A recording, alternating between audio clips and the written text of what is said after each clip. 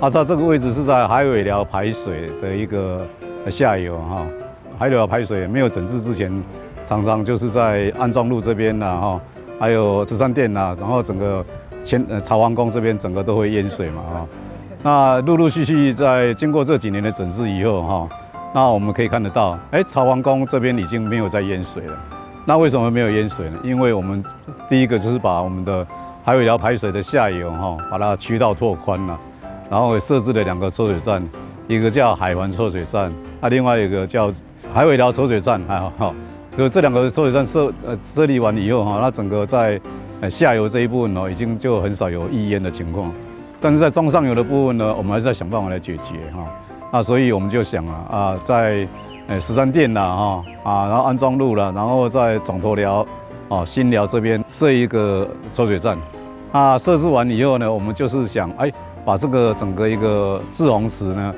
再利用现有的渠道当做滞洪池来利用哈。这个完成了以后，对整个安南地区海尾寮排水淹水的情况会大幅的改善。鉴于去年呢凯米台风所下的急降雨，造成我们整个安南区部分地区的一些积淹水状况，我想安庄抽水站能够有效的改善我们安南区，特别是我们的海东里、原店里还有西新里特别是海尾寮排水这个水系的相关周围能够让大家更为安心。有这对海尾大排了过来渐渐的拢有差，尤其是迄个安庄路以前说安庄河，安庄路这条迄个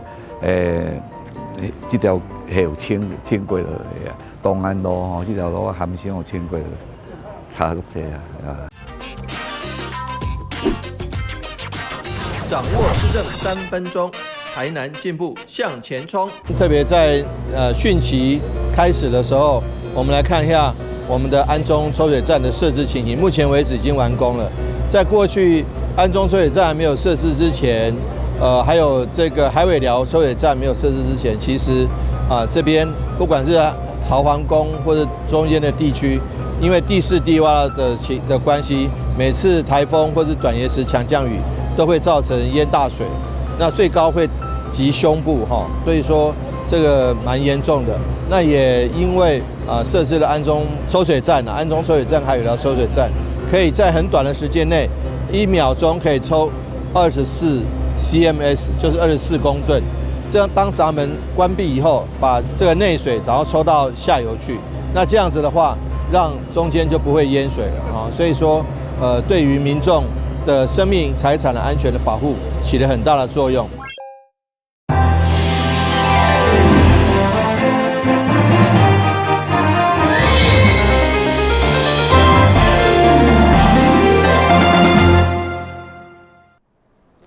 了是讲嘅，欢迎收看8月12號嘅中嘉台南電新聞。2005新世代主播人第2提出活動，伫中嘉寬頻上主廳電視台頂場，課程邀請各界名師、專家甲學生分享 AI 應用、新聞採訪、主播議題、情緒嘅教育以及特殊領域等專業嘅知識。精彩實用嘅內容相當受到歡迎，每節學員攏是特登報名參加，收穫滿滿。主播夏令營2025新世代主播夏令营第2梯次活动在12日登场，有趣丰富的课程规划深受小朋友喜爱，甚至有不少学员更是连续2年都报名参加。这是你们第几次来参加这个活动？第2次。哇，为什么想要来参加第2次？因为妈妈说要来。你有自己的想法吗？因为很好玩。很好玩啊！活动开始前，中嘉宽频3冠王双子星总经理陈建春特别来到现场致意，同时表示，今年课程与往年有些许不同，希望能让小朋友吸收到更多科技知识以及媒体课程。之前有同学有来过的吗？哇，好棒棒，回国了，所以你们算是学长，其他人的学长跟学姐哦。那不管是新同学还是旧同学我们今天的课程应该会跟去年有一些不一样。那希望也是说，让我们的同学们多吸收一下新的一些科技知识之外呢，那同样的，旧的那些，比如说大家看到的主播啦，怎么样做新闻，这些比较属于传统的这些课程，都会提供给大家。夏令营的第一堂课，邀请南台科大资讯传播系黄琼英博士教导学员利用时下最夯的 AI 科技，做出专属自己的主题曲。我的音乐好好听，哇，你做的歌赞。AI 现在可以用的范围非常的广泛哦，除了可以做行政，可以帮助小朋友来做课业的学习，同时啊，我们今天还会教小朋友怎么来做音乐，还有写程式哦，在生活上应用非常的广泛。但是小朋友们要先学会怎么下指令哦。那来上我们的课程之后呢，就可以在生活中还有学习上有更多的应用了。除了 AI 应用课程，夏令营也安排主播郭文吉传授学员们各种采访技巧及主播仪态。经过指导后，学员们个个有模有样，现场模拟实况连线。他的镜头就要对准一般的民众，因为他看到虽然是一个小小的镜头，但是镜头后面就是什么千千万万在看的人哦，所以他一定要眼神一定要专注，然后看着大家讲话，然后不能够东张西望，对不对？每次看到那个记者在电视里面在那边讲话，我都觉得很辛苦。然后这一次我才知道，原来后面的布幕不是彩色的，是绿色或蓝色。下午课程由幸普身心关怀协会阮奇宝讲师分享情绪教育，帮助学童辨识与表达感受，提升心理韧性。我们如果是知道自己的情绪，但是呢，我们会不会去辨识？我们会不会去判断别人的情绪？然后我们要怎么跟他沟通，这个很重要。巨汉商业摄影总监郭聪南老师也分享他的特殊摄影技巧，让小学员们发挥创意，拍出各种充满艺术氛围的影像创作。我们光移动时候啊，会记录这个光的轨迹，然后就可以把你的想法把它给创作出来。对，想要用光画一个圆圈，它就是一个圆圈。我们用时间去做记录。总经理陈建春表示，主播营不只是暑期活动，更是一场科技未来与媒体素养的启蒙旅程。面对科技巨变的时代，孩子们需要的不只是知识，更要具备提问、表达与理解世界的能力。透过实际操作与深度课程，让他们在 AI 时代不迷航，找到自我发光的方向。台南新闻张硕维采访报道。7月丹那是风台加上西南气流的好大雨，大大打击咱台南地区。现在个面临洋流风台要来，所以府城丰新庙举办护平安祭天祈愿大典，其中委托甲议长柯丽丽率领府会人员出席，祈求国泰民安、风调雨顺，嘛希望尽速恢复在后的重建。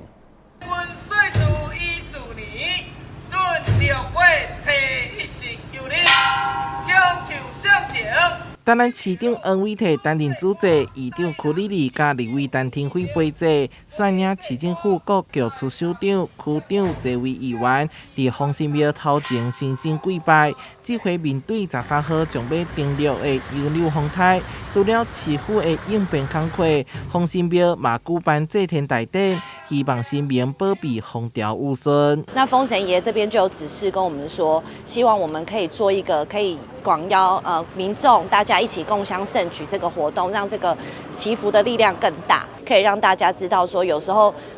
政府官员很努力的在帮忙，有时候也是需要靠一些上天的力量啊，来给我们做一些扶持跟一些庇佑。丰新庙有掌管风雨雷电的神明，借着高丽祭天，同时以红豆、绿豆、乌豆、黄豆等果石豆摆做台湾的多样，佮放上祈福之灯，象征甲台湾台南百姓的心愿传达到天庭。赶快摆开，杨柳都软软的，赶快摆离开台湾哦！风神加持，把杨柳吹到别的地方去哈。那希望大家市民朋友都能平平安安。只是进前的丹那市风台以及好大雨，有袂少受灾户的厝顶拢也袂起好，大家拢心惊惊。虽然有修缮团队进驻抢修当中，也毋过也阁是爱做好风台准备，减少灾害。丹那新闻所在采访报道。台南市今年为协同调解职优行政院长奖，由议员郑志杰服务处的主任谢宏斌再次提下这项公营，这也是伊第6摆获奖。在日和市长吴伟霆特别前往服务处颁发红榜，感谢伊成功调解纠纷，促进台南市和谐社会所做的贡献。详细写着民众的服务资料，伊是台南市议员郑志杰的服务处主任谢宏斌，一直以来以非官方身份担任协同调解人，成功调解案件有将近2000件，其中伫服务处所在的东区就大约有1000件，上远也搁到台北担任协同调解人，这社会知名人士嘛拢会来找伊。同一个案件，每一个人想法不一样。他就必须要有临场的反应了，你才能够做一个很好的桥梁，来化解双方面的纷争啊。经验丰富的伊，今年第6度得到协同调解职优行政院长奖，嘛是台南市唯一有这份私人的议员服务处。20号嘛将伫咧台北接受总统以及行政院长的颁奖。伫此进前，市长黄伟霆特别颁发红榜，感谢伊坐当来会当圆满调解，减少司法纷争。肯定他对于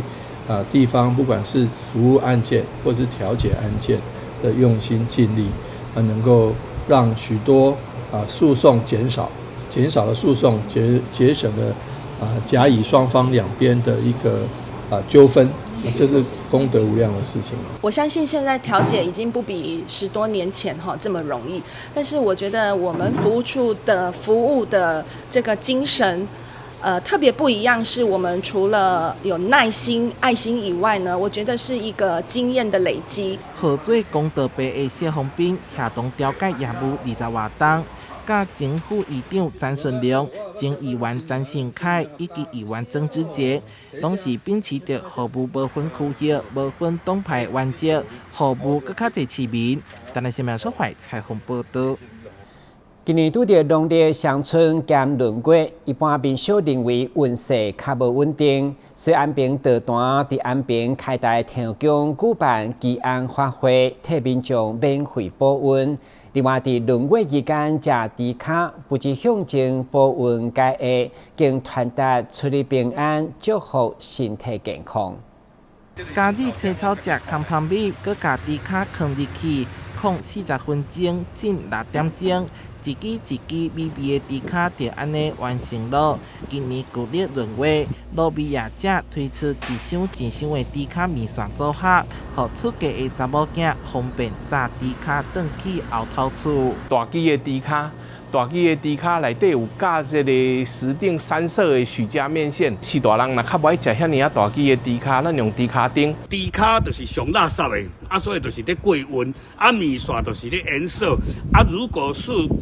是爸爸妈妈都在，就是前脚后脚一只。闰月就是旧历一档加出来的第13个月份，传统观念认为运势无稳。食猪脚互看做上有代表性的祈福行动之一。安平道段是伫咧安平开大天后宫举办祈安法会，帮民众免费来保运。就是要来甲咱的长辈来添寿，互咱国家会当平安，会当消灾。所以咱这次的法会咧，拢是公益的性质，我们要传递德与善的正能量。标前新过佛祖，过拜妈祖，经过一系列消灾科仪，互大家拢免烦恼。搁有园游会点心食免钱，冰店的水果冰、平安糯米等等，希望伫众神的庇佑之下，台南会当平安兴盛。台南新闻所发采访报道。旅游景点、私房秘境拢底家，特色美食不离哉，生活时事抢先报。中嘉新闻周报，深耕在地，放眼全国，掌握最新地方资讯。每周6下午1点，就在高雄都会台。今年因为风台侵袭，造成台南真侪果园灾情惨重，其中麻豆文旦嘛是重灾区。不过由麻豆青农所组成的公益文旦联盟，也是坚持第11档举办公益活动，希望用实际行动为农村助力希望，嘛为弱势献上关怀。台南市文旦种植的面积大约1075公顷。产量会用讲是全台上济，不过今年因为受到丹纳斯风灾的影响，落果将近8成，对着农民的打击真重。不过伫个麻豆区，有着一群青农所组成的快快公鸡公益文旦联盟，也是坚持连续第11档，要来举办公益文旦的活动。其实我们整个团队7个农友，我们讨论之后，就是说，第一是我们做公益活动捐赠这件事情已经是第11年，所以我们想说不要间断，持续的来做这些事情。好，那第二点，虽然受灾严重，但是我们文旦又是落果而已，但是我们的家园都算平安。好，我们想到比如说那个沿海地区七股，我们看到新闻上有很多的受灾户，房子也都还没修复。好，甚至我们服务的这些社福团体，大部分都在台南。台南这边还是有很多需要协助的朋友，所以我们今天站出来，除了公益文旦以外，我们也做了一个叫做那个直接捐款的一个呼吁，希望大家有钱求钱，有力出力，可以协助我们这一次风灾大家受损的这些居民啊、孩童们，可以尽快恢复到我们的正常生活。市府农业局甲着麻豆区农会原本以为落果严重，今年会来停办公益的活动。不过看到青农的用心，目前文旦树所留落来2成文旦，会用来讲是品质上好的。今年的文旦，我想按这个消费者也非常清楚灾损非常严重大概就是说8成严重的落果落果原则上当然这导致今年剩下的也有个2成，不过我们担心这个台风礼拜3，明仔载有可以给风开来，所以非常担心这个果农啦当然如果是呼吁啦，果农如果说你们的果品原则上能可以采收的，还是尽量采收啦事实上咱麻豆这买好都有2成，而且我感觉这老了这更值得咱来改好好品尝。而且我觉得农友已经这侪拢落去如果大家可以的话，多多来支持咱麻豆的幼农还一个迄个买呢以外，给鼓励一下这样子所以拜托大家来支持。有了7位的青农组成的公益联盟，今年总共赞助8社会福利团体，包括家扶中心、创世、随和益利中心、义恩，甲着丰岛老人福利基金会等。联盟表示，今年的公益模式采取弹性参与、限量来有果，因为数量有限，有着各青农依照果园实际损失，自主来评估供货的数量。公益活动将捐赠20%的所得，另外嘛有虾皮果，也就是落果的部分。民众只要小额捐款给这8社会福利团体，青农买来赠送虾皮果。台南新闻林跟采访报道。为了扩大病假教保服务，减轻家长请用的负担，市府向教育部争取公共化幼儿园。伫今年总共5间新建落成招生，其中每天嘛特别出席市立将军幼儿园的联合甲拜典礼，见证这历史性的一刻。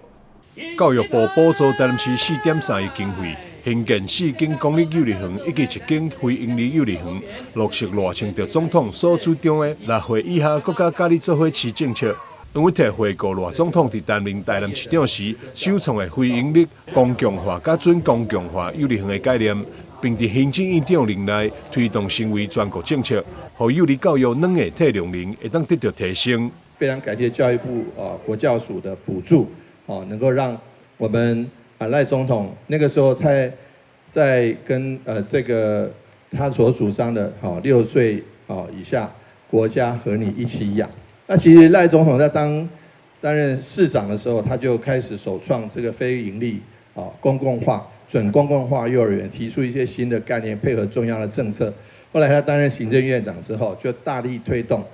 这个政策成为全国的政策。那所以能够让我们的幼儿教育在短时间内充实很多软体、硬体的量能。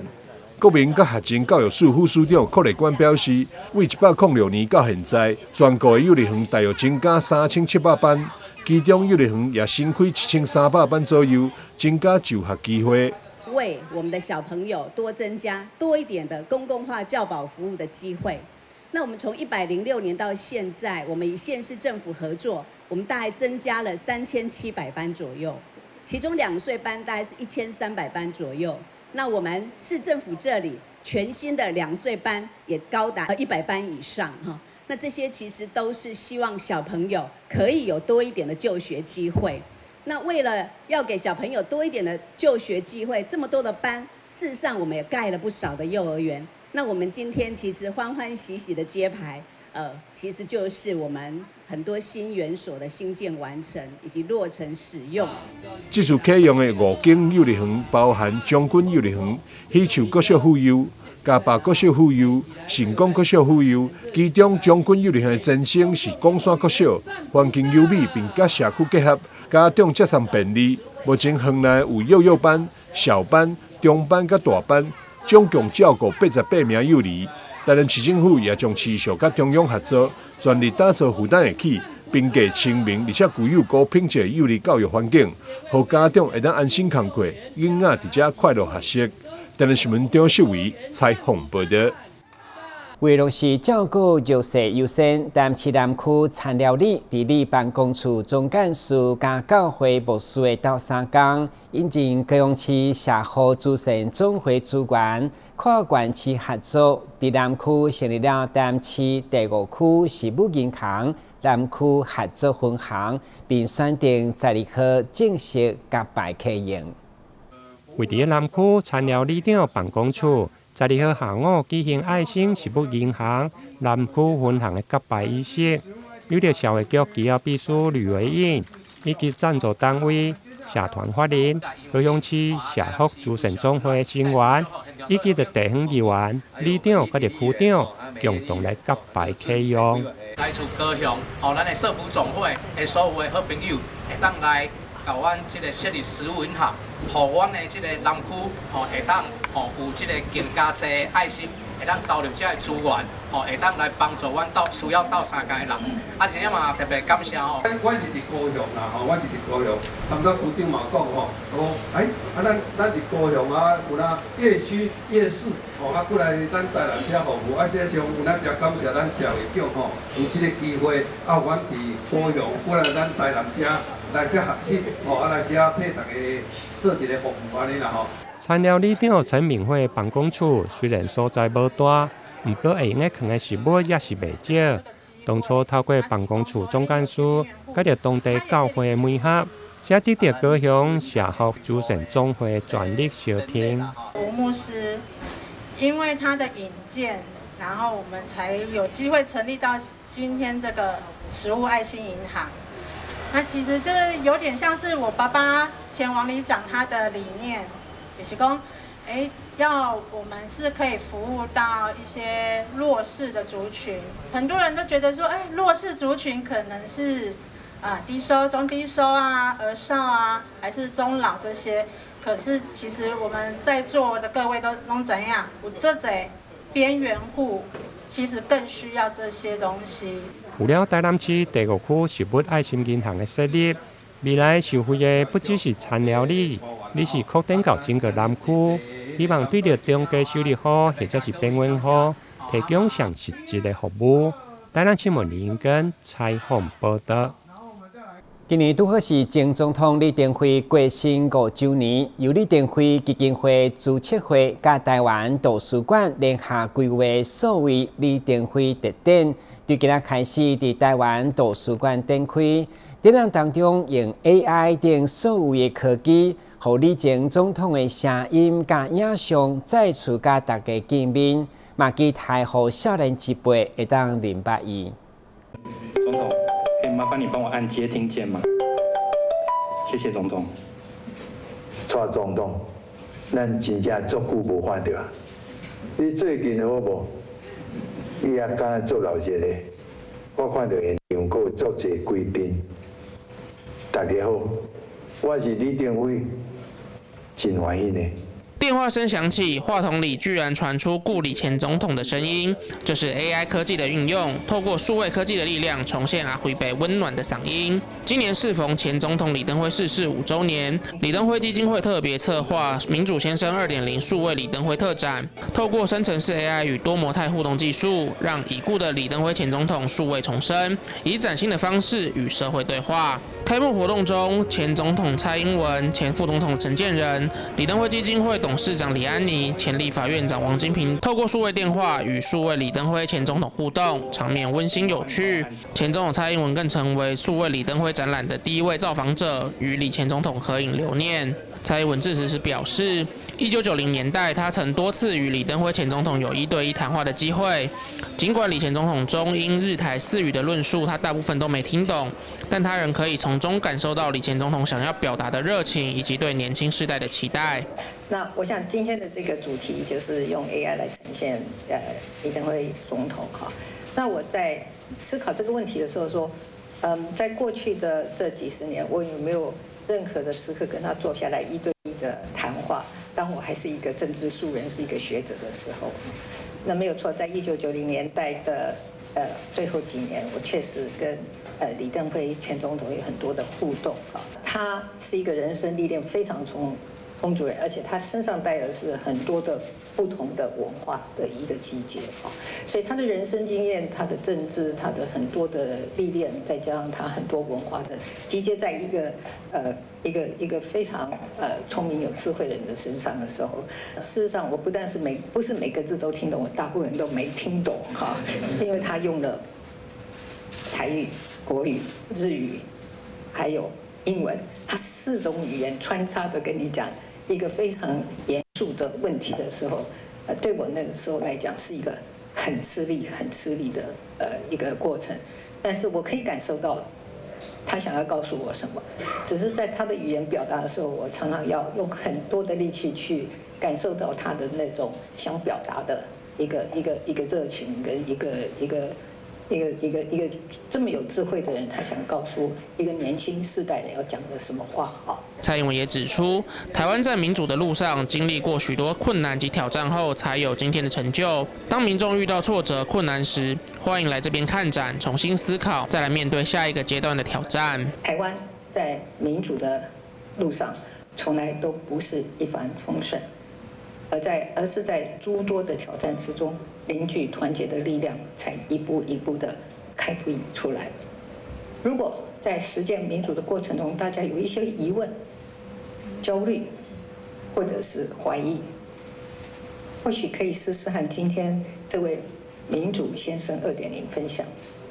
一起思考公民参与的意义，也一起探索自己对台湾的民主可以做些什么。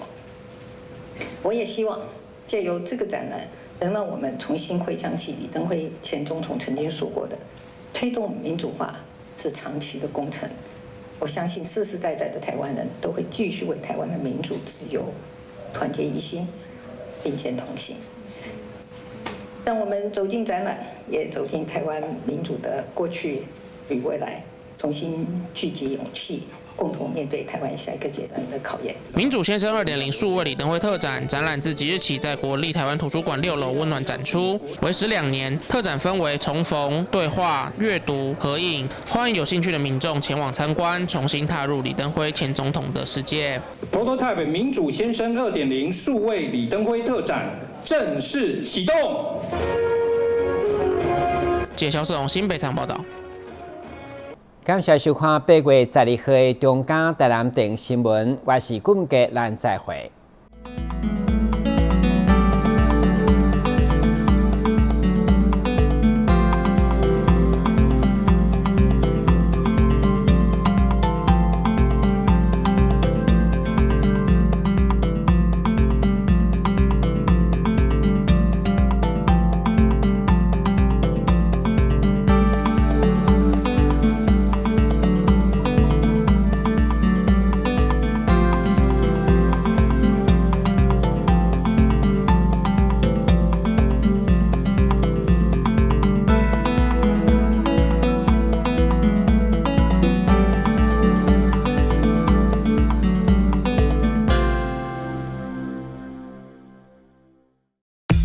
做指差确认吗？交通部于112年3月起，已全面要求运输业驾驶人应落实路口停让行人，并要求大客车驾驶人于路口要执行指差确认。另外，大货车驾驶人也于113年8月扩大响应转弯暂停、安全再行运动。大型车辆入口应停让，指差确认，安全有保障。